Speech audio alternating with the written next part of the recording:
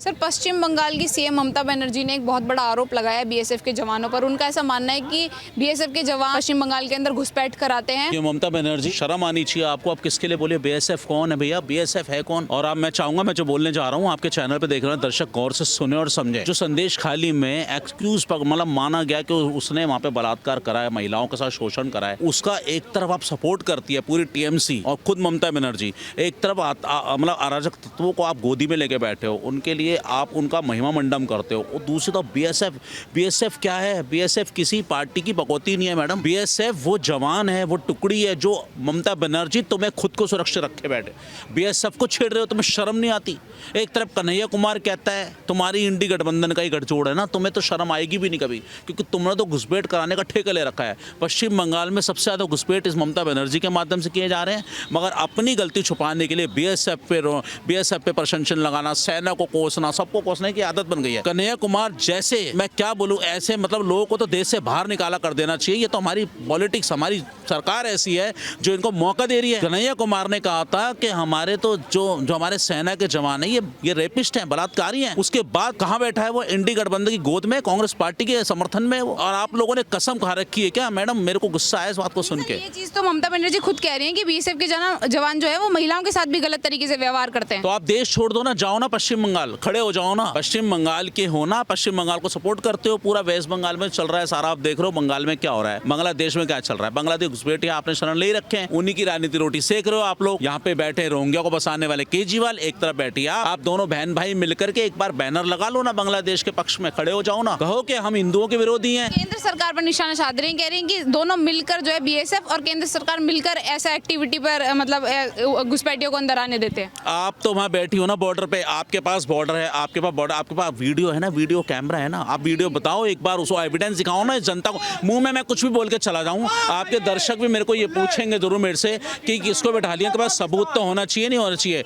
लेकिन जब आपके पास सबूत नहीं है, प्रूफ नहीं है, आपकी जेब में फोन है ना ममता बनर्जी, आपके एनटीएमसी के इतने सारे प्रवक्ता हैं, इतने सारे लोग हैं, उन लोगों से एक बार बोलो कि जाकर बीएसएफ का कोई एक जवान भी अगर घुसपैठ कराता हुआ पाया जाता है, आपके पास एविडेंस है तो दिखाओ ना। कहते ना, जो आपके प्रत्यक्ष को प्रमाण की जरूरत नहीं होती, आप प्रत्यक्ष बोलो ना आपके पास। और वैसे बरगलाना, झूठ बोलना, तो पूरे ममता बनर्जी, केजरीवाल, पूरी इंडी गठबंधन का सबका इन्होंने कसम खा रखी है। अब राजनीति चलनी है झूठ पे, जो मर्जी बोल दो। मैं तो कहता हूँ अब सरकार को जगना चाहिए। बहुत हो गया। इन लोगों ने हमारे मंदिरों के खिलाफ बोले, कभी हिंदुओं के विरुद्ध बोलते हैं, कभी सनातन के विरुद्ध बोलते हैं, बीएसएफ के विरुद्ध बोलते आए हैं, सेना के, अब बीएसएफ को भी आड़े हाथों ले रहे हैं, हर किसी के ऊपर बोलने वाले। तो ये देश में कर क्या रहे हैं? ऐसे लोगों की इस देश को जरूरत नहीं है। ममता बनर्जी, 140 करोड़ लोग हैं इस देश के, और उसमें से 99% लोग कट्टर हैं और देश से बहुत प्यार करने वाले हैं। 1% तुम्हारे बसाए हुए शायद घुसपैठिया होंगे बांग्लादेशी, जिनको लेके तुम अपनी राजनीति रोटी सेक रही हो। लेकिन अब ये देश बर्दाश्त नहीं करेगा, बिल्कुल नहीं करेगा। बीएसएफ जो जवान है, ये ऐसी संस्था होती है जो न्यूट्रल काम करती है,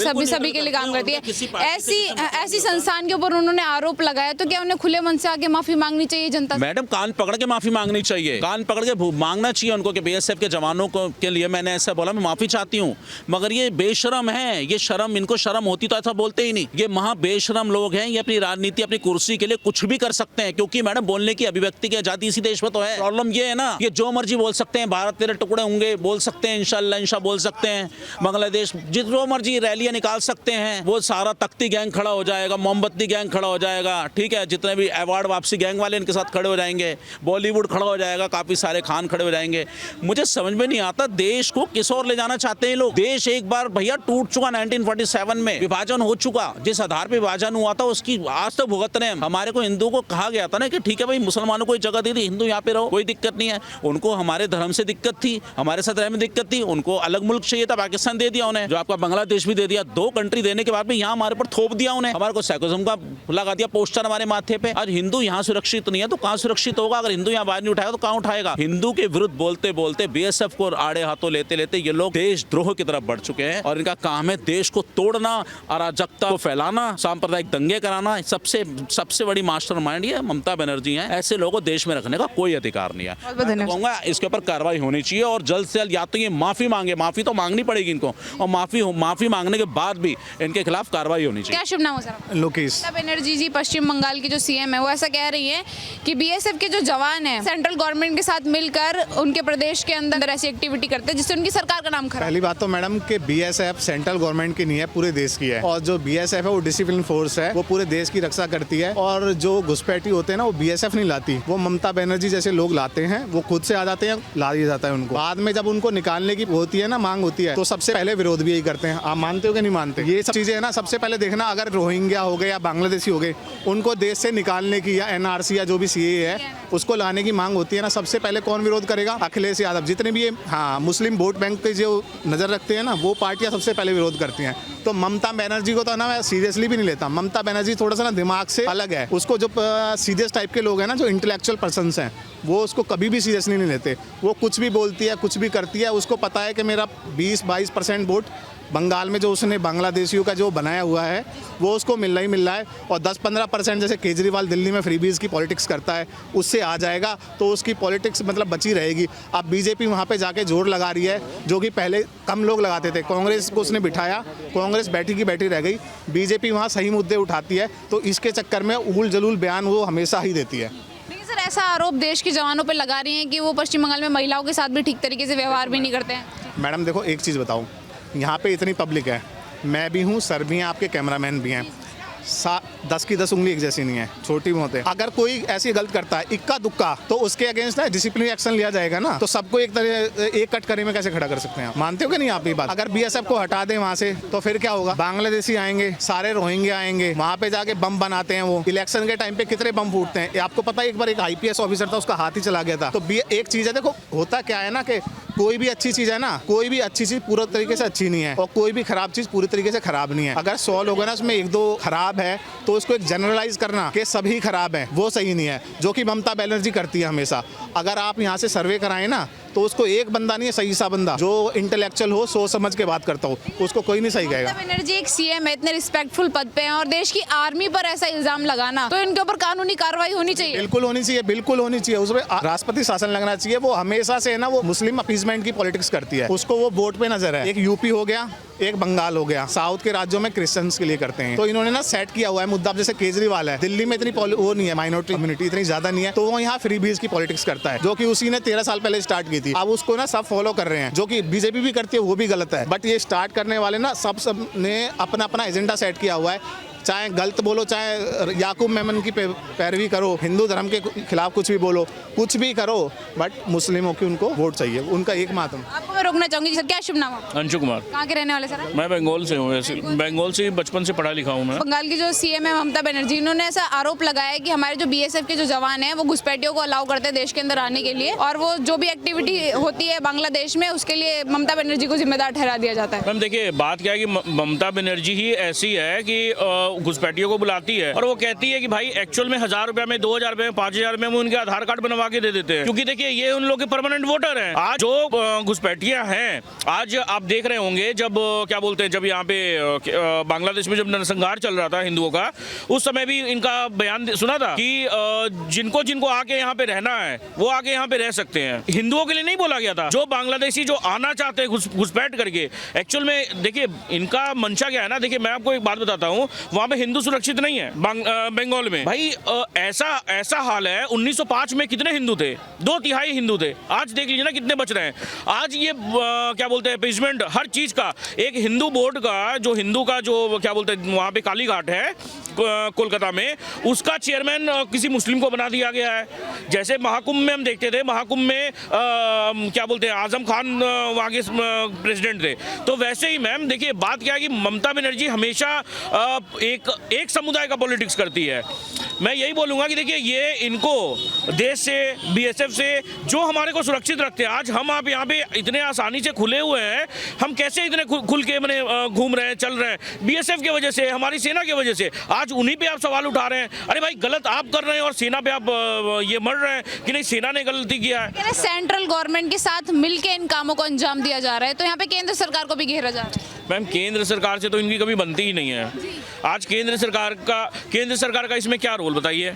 आज वो तो यही देखेंगे ना भाई कि कोई आए ना, तो अगर वो कोई अलग मार्ग से आ रहे हैं या वो करके, तो इसमें वोटर ID कार्ड आप बनवा के दे रहे हैं उनका, ये सब कर रहे हैं। मैम देखिए बात क्या ना कि समझना पड़ेगा ये चीज़ कि ममता बनर्जी उनको बसा रही है, उनको ऑब्वियसली मैम क्या होता है कि मदरसे में ये सब चीज़ में वहाँ पे बहुत सारी जगह है, खिदिरपुर है, मेटिया ब्रूज है, ऐसे ऐसी जगह जहाँ पे मुस्लिम का गढ़ है, वहाँ पे इनको ये बसाया जाता है, क्या बोलते हैं, मदरसे में इनको रखा जाता है। और इनका जो वोटर ID कार्ड है ना, ये मैंने बना करके इनको जारी 5,000 10,000 में ये यहाँ की नागरिकता मिल जाती है इनको। और यही आपको तो मैडम आपने बोला ना कि सेंट्रल गवर्नमेंट पे आरोप लगा रही है। सेंट्रल गवर्नमेंट में कौन है? बीजेपी। आज के टाइम में बंगाल में मेन अपोजिशन जो कि इसको कभी भी रिप्लेस कर सकती है गवर्नमेंट को, TMC, वो बीजेपी। तो उसकी जायज़ सी बात है कि वो बीजेपी पर आरोप लगाएगी। अब इसका उदाहरण देता हूँ आपको। अभी जब सेंट्रल के इलेक्शन हुए थे दिल्ली में, केजरीवाल और कांग्रेस साथ साथ लड़े थे, क्योंकि उन्हें था कि इसको राहुल गांधी को बनाता। उन्हें पता था कि कांग्रेस इसकी आम आदमी पार्टी की ज़्यादा सीटें नहीं आएंगी, अगर ये कुछ आएंगी तो बीजेपी की सीटें कम कर देंगी या हमारा ही सपोर्ट करेंगी। तो ये दोनों साथ साथ लड़े।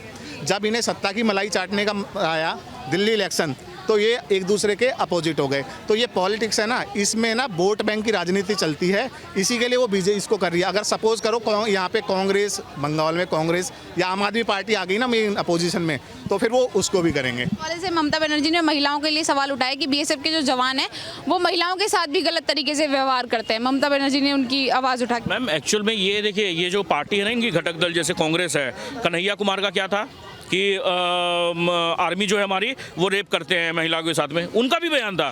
देखिए मैम ये कोई पार्टी, सारी पार्टी एक मिली हुई है इनकी, समझे, चाहे वो केजरीवाल की हो, चाहे वो ममता बनर्जी की हो, चाहे कांग्रेस की हो, इन लोग सब एक ही थाली के चट्टे बट्टे हैं, समझे।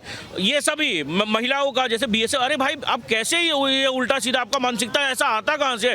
वो हमारी देश का सेवा कर रहे हैं, सर्जिकल स्ट्राइक होता है या कुछ होता है तो वो जा रहे हैं अपने जान की बाजी लगाकर, और उन पे आप इतना भद्दा टिप्पणी कर रहे हैं कि भाई वो रेप कर रहे हैं महिला का। अरे गजब है। ये बताइए कि एक महिला जब यहाँ पे RG कार हॉस्पिटल में जब ये बहुत बड़ा जब ये रेप हुआ था, आज तक उसको फांसी नहीं हुई मैम। 12-15 वकील, 22 वकील कपिल सिब्बल जैसे खड़े हो जाते हैं उनके पक्ष में, तो उनको क्या बोलते हैं, न्याय कहाँ से मिलेगा? और ये कह रही हैं कि महिला होकर के महिला का दुख दर्द ये नहीं समझ पाती हैं, और इनको महिला के बारे में बात करने का कोई हक ही नहीं है। आज ये बताइए कि RG कार में आपने क्या किया? सारे पुलिस वाले वहीं पे थे, तभी सारे एविडेंस वहां पे मिटा दिए गए। आपने क्या किया बतौर CM? और बतौर CM आपने यही किया कि आपने बतौर CM एक क्या बोलते हैं होम मिनिस्टर के अगेंस्ट में आप ये क्या बोलते हैं वहां पे धरना दिया। वो खुद निकल गई, सारा पोर्टफोलियो उन्हीं के पास में, और वो सड़क पे उतर गई। अरे भाई आप सड़क पे किसके अगेंस्ट में उतरे? CM तो आप ही थे वहां पे।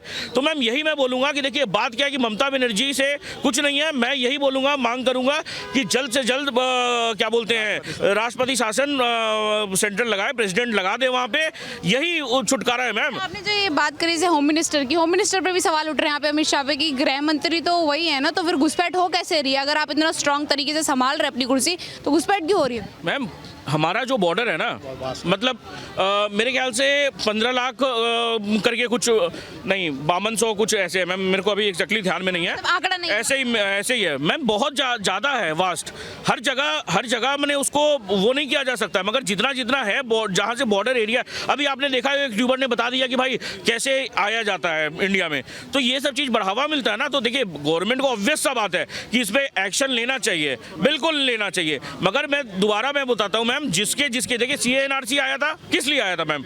अब CA/NRC के लिए यहाँ पे शाहीन बाग में प्रदर्शन होते हैं, और दूसरे स्टेट में ममता बनर्जी कहती है कि हम लागू नहीं करेंगे। क्यों नहीं लागू करेंगे भाई? अगर हमारे देश में CA/NRC आने से हमारे देश का फायदा है तो हम क्यों नहीं लाए CA/NRC? देखो मैं एक बार बताऊँ, आपने बोला कि वो इन्हीं के टाइम पे आए हैं वो जो घुसपैठी हैं, जबकि ऐसा नहीं है, इन्होंने तो बहुत स्ट्रिक्ट कर दिया, वो पहले से आए हुए हैं ज़्यादातर। अमेरिका जैसा कंट्री है, हर कंट्री उसको बेंचमार्क के तौर पे लेता है। आप डंकी रूट का नाम समझती हैं? डंकी, जो विदेशों में कई देश पार करके जाते हैं, अमेरिका में भी इलीगली एंट्री मार लेते हैं वो लोग। तो बट अमेरिका का क्या है, वहाँ पे एक रूल है, वो अपने तरीके से चलते हैं। CA/NRC है, उनका भी एक रूल है, वो उसके हिसाब से चलते हैं। अब कोई गलती से एंट्री पहले मारा है या थोड़ा बहुत इनके टाइम पे ही मारा है, तो उसके लिए क्या बोलते हैं, एक प्रोसीजर तो होना चाहिए ना, कि इस तरीके इसको निकाल देंगे, इसको रख लेंगे। वो उस चीज़ का ही विरोध करते हैं, तो ये गलत बात हो गई ना। अमेरिका जैसे कंट्री में भी डंकी मार के लोग पहुंच जाते हैं, यूरोपियन कंट्रीज में भी अपनी जान को हथेली पे रख के, जबकि बांग्लादेश तो हमारे टच है और इतना लंबा बॉर्डर है मैडम। मुश्किल है, जब मुश्किल के होने के बावजूद भी उस चीज़ को करते हैं, बट उसमें से कुछ 19-20 हो जाए। ऐसी एक्टिविटीज में बीएसएफ के जवान साथ देते हैं, ऐसा बोलना क्या सही होगा? देखो बीएसएफ के, फिर मैंने वही बात बोली, 100 में से एक बंदा हो सकता है कहीं पे भी खराब, समझ रहे हो? हाँ हो सकता है, मैं ये नहीं कह रहा, देखो मैं सही बात बोलूँगा जो है, बट ऐसा नहीं है कि वो एंट्री मार गए ना तो उनकी एक रजिस्टर तो बनना चाहिए ना कि कौन लीगल है कौन इलीगल है, तो उसके हिसाब से तो डिसीजन लेंगे ना, तो उसी चीज़ का वो विरोध करते हैं।